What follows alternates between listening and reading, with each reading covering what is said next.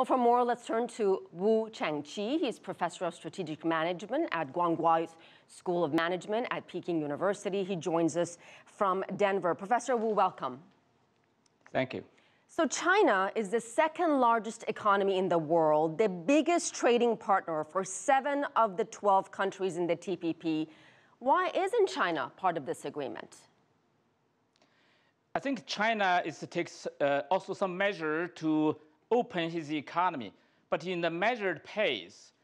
At the moment, TPP indeed, at the beginning, when they initiated the TPP agreement, started these negotiations, China was not invited.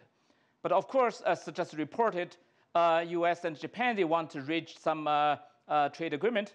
I think that's why China, of course, China is promoting his export by set up some free trade zones.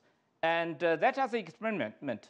I think China in the past also rather to take some gradual approach to open further its economy. Of course, in addition, the imbalance within China of the economic development may also take time for China to ready to join the TPP. So, Professor Wu, what does TPP mean for China specifically? What does it mean for China's economy? I think indeed, first of all, the agreement that reached this week is just among the ministers. This TPP still need to be ratified by these 12 countries' legislatures. It may take time. Suppose that TPP can be implemented in a reasonable time period. There may be two kinds of the effect. In short term, there may be what we call the trade substitution effect, because the trade volume among the TPP members will definitely increase. So that may hurt, to a certain extent, some exporters based in China.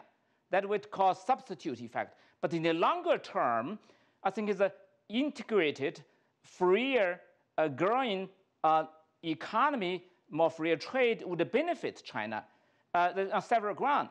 And first of all, that China can export to the integrated market, similar to what the European integrated market that took place 20 years ago. Moreover, that market will attract China's outward investment in, for instance, China's investors in Vietnam, and will benefit from the implementation of TPP. Given that China's going global strategies, outward foreign direct investment accelerating, I think TPP is integrated, enlarged market is a good thing. All right, Professor Wu, let me get to another free trade agreement, and this one China is part of. I'm talking about the RCP, the Regional Comprehensive Economic Partnership. Where do things stand on those negotiations? Can this deal be finalized this year? Indeed, according to the original schedule, that Regional Comprehensive Economic Partnership should complete its negotiation by the end of the year. That's a few months, a matter of a few months. That will be, but next round of negotiation meeting will take place, I think this year, the 10th round. Of course, as we know, that this type of the multilateral negotiation takes time. Of course, I think it's still optimistic that there's a good chance that should be reached by, according to schedule.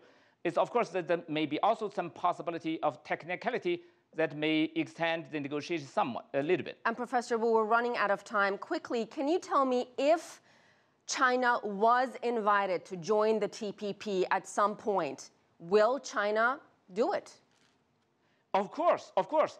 You see, all the TPP, this TPP issue and concern, let's say, a more open domestic market, and for instance, the labor relations, environmental protections, intellectual property rights, and other things. Actually, these are the directions that China is moving to. China increasingly opens the market and increasing the intellectual property protections and trying hard to improve the environment. I think that is definitely no doubt about it. But of course, China should measure its measured pace. Okay, we'll leave it at that. Professor Wu Changqi, thank you so much for your time and your perspective, sir.